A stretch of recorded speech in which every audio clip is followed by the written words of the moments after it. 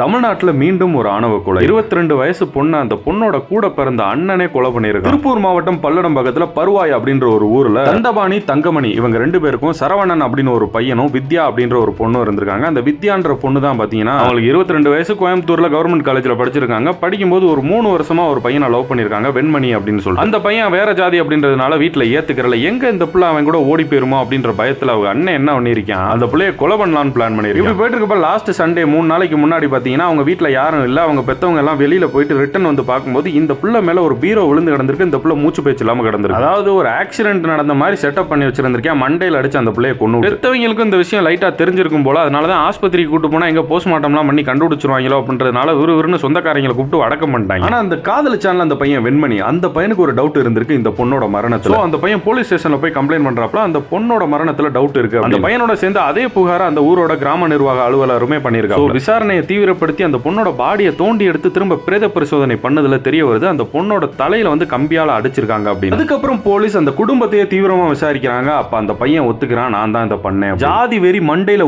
ஊறி போய் கூட பிறந்த தங்கச்சியே கொல்ற அளவுக்கு துணிஞ்ச ஒரு அண்ணன் அந்த ஜாதி வெறி பிடிச்சவனை காப்பாத்த பெத்த பிள்ளைய காதும் வச்ச மாதிரி புதைச்சா அம்மா அப்பா. பெத்த பிள்ளைய விட அந்த ஜாதி ரொம்ப முக்கியமாயிருச்சு. ஏன்டா நீங்களா ஏன்டா கல்யாணம் பண்றீங்க, புள்ள வைக்கிறீங்க, முதல்ல நீங்களா ஏன்டா வாழ்றீங்க? என் ஜாதியை தவிர வேற எந்த ஜாதியில் லவ் பண்ணலாம், என்னால முடிஞ்ச வரைக்கும் ஒன்னு வெட்டுவேன். Wait a minute.